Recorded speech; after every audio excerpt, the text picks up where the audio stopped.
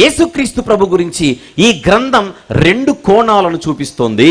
ఒకటి తగ్గించుకున్న స్థితి, రెండు తగ్గించుకోకపోతే ఉండే ఒరిజినల్ స్థితి. దాన్ని దానిగా చూడాలి, నెక్స్ట్ దీనిని దీనిగా చూడాలి.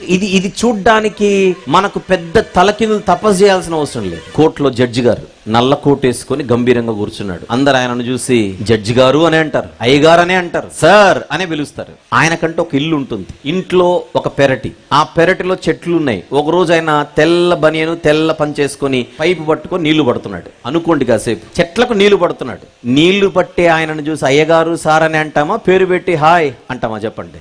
ఆయన నల్ల కోటులో లేకపోయినా ఆయన ఏమని పిలుస్తాం? జడ్జి గారు అని పిలుస్తాం, అయ్యగారు అని పిలుస్తాం. ఆ డ్రెస్ లో ఉంటే నిన్ను సార్ అంటాం, ఈ డ్రెస్ లో ఉంటే నేను పేరుతో పిలుస్తామని బుద్ధునోడు ఎవడన్నాడు?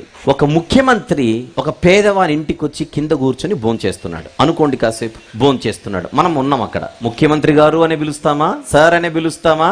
ఇక్కడికి వచ్చేసరికి ఆయన వేరేలా చూస్తామా? అసలు అంత పెద్ద స్థానంలో ఉన్న ఆయన ఈ పేదవాని గుడిసెలోనికి వచ్చి అతనితో కలిసి భోంచేస్తున్నాడంటే అతన్ని ఇంకా మనం గొప్పగా చూస్తాం. ఎంత తగ్గింపు అని. బుద్ధున్నోడు అదే చేస్తాడు. బుద్ధి లేనోడు ఏమంటాడంటే గుడిసెలోకి వచ్చి ఈయన ఇక్కడ తింటున్నాడంటే ఈయన ముఖ్యమంత్రి కాదేమో నాకు డౌట్ వస్తుందని అన్నాడు అనుకోండి. నేనేం చేయాలి? బుద్ధున్నోడు ఏం చేస్తాడు? జ్ఞానం ఉన్నోడు అంత స్థానంలో ఉన్న ఆయన ఇంత చిన్న ఇంటికి వచ్చి భోంచేస్తున్నాడు. ఎంత మహానుభావుడు, ఎంత తగ్గింపు, ఎంత స్ఫూర్తి. ఇలా కదా బతకాల్సింది. ఏమీ లేనోడు నేను ఎగిరిగిరి పడుతుంటాను, ముఖ్యమంత్రి వచ్చి ఇక్కడ తింటున్నాడు వావ్ అని నేర్చుకుంటాడు.